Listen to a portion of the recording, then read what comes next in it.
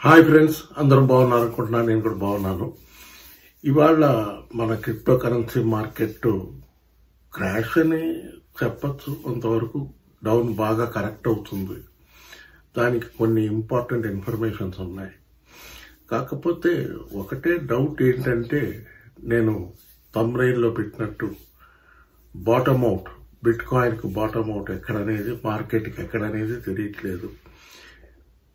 Bit coin కానివ్వండి, Alt coins అన్నీ కూడా బాటమ్ అవుట్ ఎక్కడ వరకు కిందకి వెళ్తాయి, ఏంటి, రివర్స్ అయ్యి పైకి వెళ్తే ఎక్కడ వరకు వెళ్తాయి, ఎట్లా వెళ్తాయి, ఇవాళ మెయిన్ టాపిక్ అది. దీనికి గల రీజన్స్ ఏంటి, ఇంపార్టెంట్ రీజన్స్ దీనికి.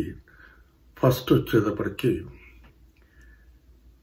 ముందు బిట్ కాయిన్ లెవెల్స్ చెప్పేస్తాను. బిట్ కాయిన్స్ లెవెల్స్ చూసారంటే ఇవాళ నేను ఈ వీడియో చేస్తున్న టైంకి $85,700, $85,000, $86,000 దగ్గర ట్రేడ్ అవుతుంది. నిన్న ఒక డిప్ వచ్చింది, $82,000 వరకు కిందకి వెళ్ళింది, మళ్ళీ కొంచెం పుంజుకుని పైకి వచ్చింది. దీనికి 2-3 కారణాలు ఉన్నాయి. ముఖ్యంగా ఫస్ట్ రీజన్ చెప్పేస్తాను మీకు. ఫస్ట్ ఏంటంటే, ట్రంప్ గారి tariff confusion. America president Trump గారు టారిఫ్స్ ఇంకా ఇంపాక్ట్ అయితే డెఫినెట్గా ఉంది. ఈ టారిఫ్స్ ఎలా చేస్తాడు ఏంటి అనేది పెద్ద కన్ఫ్యూజన్గా ఉంది. లేటెస్ట్గా ఇవాళ ఆయన అనౌన్స్ చేసింది ఏంటంటే, EU నేషన్స్, యూరోపియన్ కంట్రీస్, ఒక 27 కంట్రీస్, యూరోప్ కంట్రీస్ మీద ఆ ఇమేజ్ పెడతాను. దాంట్లో ఒక ఇంపార్టెంట్ అయిన న్యూస్ కూడా ఉంది. అది కూడా మీకు చదివి వినిపిస్తాను, చూడండి. ఎందుకంటే మీకు తెలుసుకోవాలి కదా. నేను ఊరికే ఏదో మాటలకు చెప్తున్నానని మీరు అనుకోవచ్చు. అందుకని మీకు క్లియర్గా అర్థమయ్యేలాగా నేను ఆ క్లిప్పింగ్స్ కూడా పెడతాను, మీరు చూడండి. ఫస్ట్ వచ్చేటప్పటికి ఇప్పుడు ఫస్ట్ క్లిప్పింగ్ ఏంటంటే, shocking Trump tariffs on EU, will crypto market face trade war fallout. ఈ EU నేషన్స్, యూరోపియన్ కంట్రీస్లో 27 కంట్రీస్ అని చెప్పాను కదా, వాటి మీద చేస్తున్న ట్రేడ్ వార్ అది మన క్రిప్టో కరెన్సీని ఎంతవరకు బాధింపు చేస్తాయి, అది ఫస్ట్ రీజను. నెక్స్ట్ దీనిదే ఇంకో క్లిప్పింగ్ కూడా ఉంది, అది కూడా నేను హెడ్డింగ్ చదువుతాను. మిగతాది మీకు టైం ఉంటే వీలుంటే అది చదవడం. మీకు ఈ టారిఫ్స్ ఏంటి అసలు, ఈ గోళ అనేది మీకు క్లియర్గా అర్థం అవుతుంది కనుక ఈ క్లిప్పింగ్ పెడతాను, చూడండి. ఏంటంటే, why Trump tariffs on EU goods matter for the global economy. Global ఎకానమీకి ఇంపాక్ట్ వచ్చే టారిఫ్స్.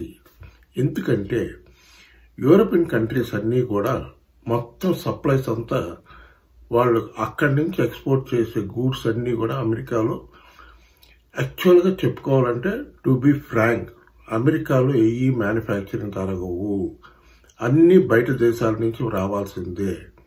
ప్రతి పిన్నిస్ దగ్గర నుంచి, గుండు సూది దగ్గర నుంచి ప్రతిదీ ఇతర దేశాల నుంచి రావాల్సిందే తప్ప ఇక్కడ మ్యానుఫ్యాక్చరింగ్ చేయరు ఎక్కువ శాతం. అంటే కొన్ని మ్యానుఫ్యాక్చరింగ్ అయితే చేస్తారు, బట్ అన్ని వస్తువులు. ఎందుకు, దానికి కారణం ఏంటంటే, మెయిన్ రీజన్ ఇక్కడ కాస్ట్ ఆఫ్ లేబర్ చాలా హై, చాలా ఎక్కువ cost of labour. Next power ఒకటి చాలా ఎక్స్పెన్సివ్ పవర్. దాని తర్వాత ల్యాండ్ ప్రైసెస్ చాలా హై, ఎక్కువ. సో వీటన్నిటి మీద ఒక మ్యానుఫ్యాక్చరింగ్ ప్లాంట్ ఇక్కడ పెట్టాలంటే చాలా ఎక్స్పెన్సివ్ అవుతుంది, నాట్ ఈజీ జోక్. అందుకని ఆ కంట్రీస్ నుంచి వాళ్ళ ప్రోడక్ట్స్ అన్నీ కూడా ఇక్కడికి ఎక్స్పోర్ట్ చేస్తుంటారు. ఎవ్రీథింగ్. ఇప్పుడు మెయిన్ కెనడా కానివ్వండి, మెక్సికో ఇక్కడ ఆనుకొని ఉన్నాయి. యూరోప్ కంట్రీస్ అన్నీ కూడా కొంచెం డిస్టెన్స్లో ఉన్నా కూడా అక్కడి నుంచి వచ్చే వస్తువులు అక్కడి నుంచి వస్తూ ఉంటాయి. కనుక అమెరికా కంప్లీట్గా డిపెండెంట్ ఆన్ ఫారిన్ గూడ్స్ మీద డిపెండ్ అయి ఉంటుంది. ఫర్ ఎగ్జాంపుల్ నేను చెప్తున్నాను, ఇదంతా మీరు సోదని అనుకోబాకండి, ఎగ్జాంపుల్ చెప్తున్నాను మీకు అర్థమయ్యేటట్టు క్లియర్గా. బట్టలకు వచ్చేటప్పటికి మన ఇండియా నుంచి కాటన్ బట్టలు ఇక్కడికి ఎక్స్పోర్ట్ అవుతాయి. అట్లాగే బాగా ఫేమస్ ఇక్కడ ఏంటంటే పాకిస్తాన్, ఇండియా, బంగ్లాదేశ్ నుంచి కూడా బాగా ఎక్స్పోర్ట్స్, బట్టలు బాగా ఎక్స్పోర్ట్ అయి వస్తుంటాయి. ఇక్కడ లోకల్ అమెరికన్స్ కానివ్వండి, మన ఇండియన్స్ కానివ్వండి, ఎవరైనా కానీ ఎక్కువ కొనుక్కుంటుంటారు మన ఇండియన్ స్టోర్స్లో ఇండియన్ గూడ్స్. అవి ఇక్కడ పాపులర్. బంగ్లాదేశ్ నుంచి వచ్చేవి, ఇండియా నుంచి వచ్చేవి, పాకిస్తాన్ నుంచి వచ్చేవి, ఏషియన్ కంట్రీస్ నుంచి బట్టలు ఎక్కువ వస్తుంటాయి. చాలా వస్తువులు వస్తుంటాయి. వీళ్ళకి ఇక్కడ అంటూ ఏవి ఉండవు. మెయిన్గా ఇప్పుడు పంటకు వచ్చేటప్పటికి ఎక్కువ వీళ్ళు పండించేది జొన్నలు ఎక్కువ పండిస్తారు. మిగతా రైసు అవన్నీ తక్కువ, కల్టివేషన్ తక్కువ. ఫార్మింగ్ ఐటమ్స్ అన్నీ కూడా మిగతా కంట్రీస్ నుంచి, రైసు అవన్నీ కూడా మిగతా కంట్రీస్ నుంచి రావాల్సిందే తప్ప ఇక్కడేం దొరకవు. ఇక్కడ ఉన్నాయి, మెక్సికో అక్కడ నుంచి వస్తాయి, అన్ని బయట నుంచి దేశాల నుంచి వస్తాయి. సో ఇప్పుడు ట్రంప్ గారి గొడవ ఏంటంటే ఇక్కడి నుంచి ఎక్స్పోర్ట్ అయ్యే వస్తువులు కూడా వెళ్తున్నాయి. ఎక్స్పోర్ట్ అవ్వట్లేదని చెప్పట్లేదు.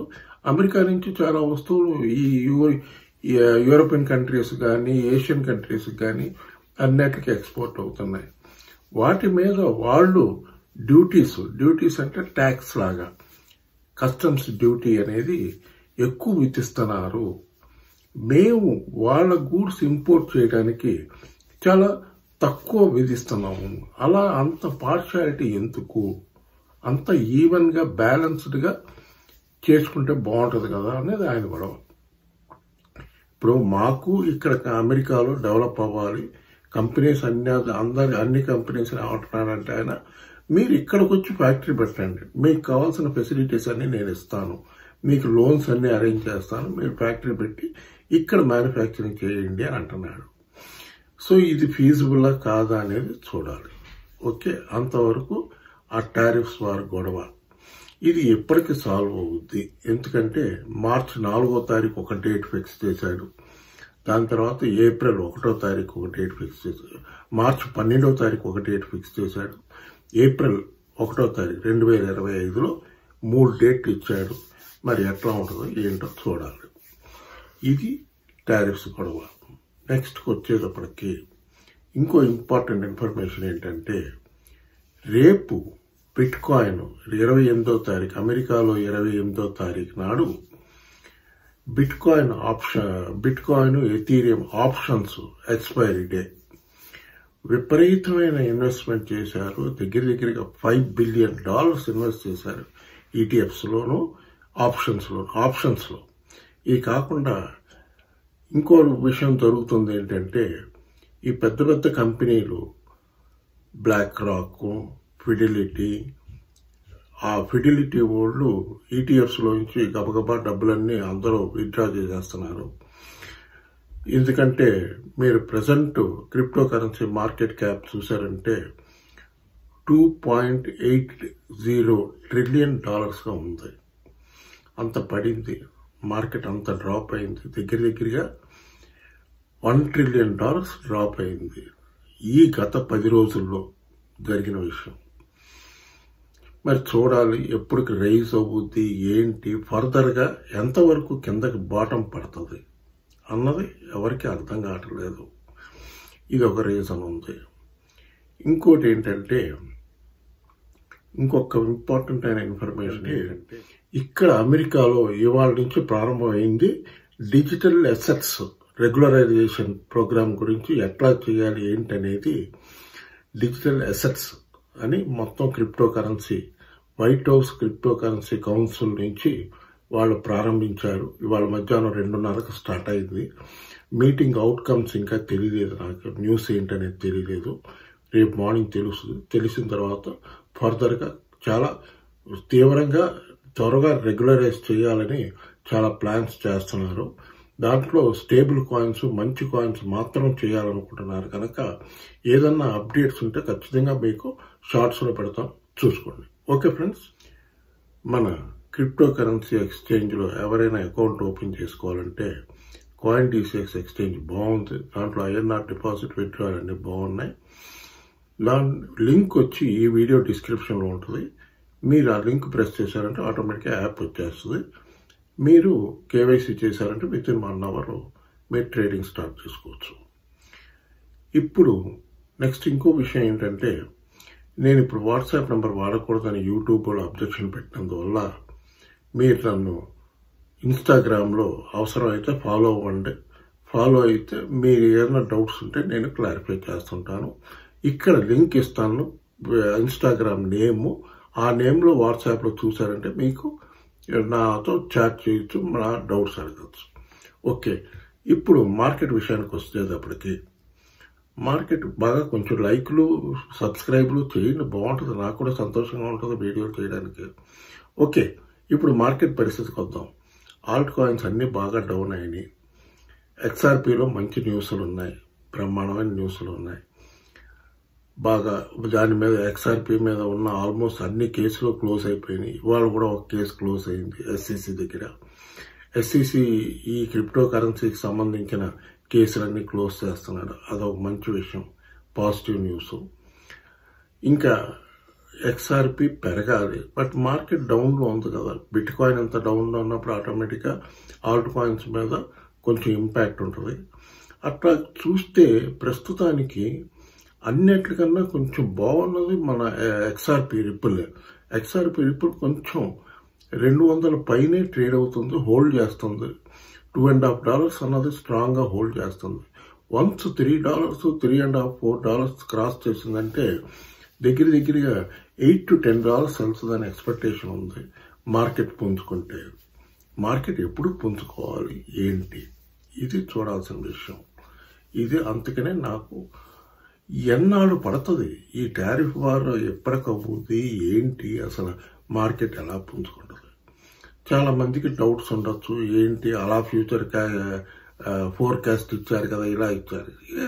ఇచ్చాం కరెక్టే, బట్ ఇవన్నీ కూడా ఎవరు ఎదురు చూడని పరిణామాలు ఎదురవుతున్నాయి. ఒక్కొక్కటి మనకి ఇవన్నీ అడ్డం పడుతున్నాయి. అవి ఆలోచించుకోండి. ఇది క్రిప్టో కరెన్సీ అనేది గ్లోబల్ మార్కెట్. గ్లోబల్ మార్కెట్తో మనం ట్రేడింగ్ చేసుకుంటున్నాం, ఇన్వెస్ట్మెంట్ చేస్తున్నాం. కనుక మనం ఇవన్నీ ఫేస్ చేయక తప్పదు. చూసుకుని బాగుంటే బాగుంది అనుకుంటారు, పడిపోతే అయ్యో పడిపోయింది నువ్వు చెప్పావు అందుకని పడిపోయింది, ఇవన్నీ వద్దు. పడింది, కారణాలు ఉన్నాయి, దానివల్ల పడింది. ఇది కాక ఇంకొక ఇన్ఫర్మేషన్ ఏంటంటే, ETFs చెప్పాను కదా, ETFsలో బాగా ఇన్వెస్ట్ చేస్తున్నాను. సొలానా ఒకటి బాగా డ్రాప్ అవుతుంది. సొలానా దగ్గరగా మన ఇండియన్ మనీలో 12,000కు వచ్చింది. ప్రస్తుతానికైతే ఈ మంత్ ఎండ్ వరకు, ఈ ఫిబ్రవరి మంత్ ఎండ్ వరకు ఏమీ ఎంట్రీస్ తీసుకోకుండా వెయిట్ చేయడం బెటర్ అనుకుంటున్నాను. ఎందుకంటే బాటమ్ ఏంటనేది వెయిట్ చేసి చూసుకుని మళ్ళీ మార్కెట్ బౌన్స్ బ్యాక్ అయ్యేంత వరకు ఫ్రెష్ పొజిషన్స్ ఏమీ తీసుకోకుండా ఉండటం బెటర్ అని నా ఆలోచన. ఇంకా మీ ఇష్టం, మీరు అనలైజ్ చేసుకునేది చేసుకోండి. ఈ టైంలో మంచిగా ఫ్యూచర్స్లో షార్ట్ చేయడం నా సజెషన్ అయితే. షార్ట్ చేయండి, స్టాప్ లాస్ మెయింటైన్ చేయండి కంపల్సరీగా. వితౌట్ స్టాప్ లాస్ షార్ట్ చేయబాకండి. మార్కెట్ ఎప్పుడైనా బౌన్స్ అవ్వచ్చు, బట్ ఈ 1 వీక్ మటుకు ఏం లాగా ఉండదు. ఖచ్చితంగా మంచి లాభాలు వస్తాయి.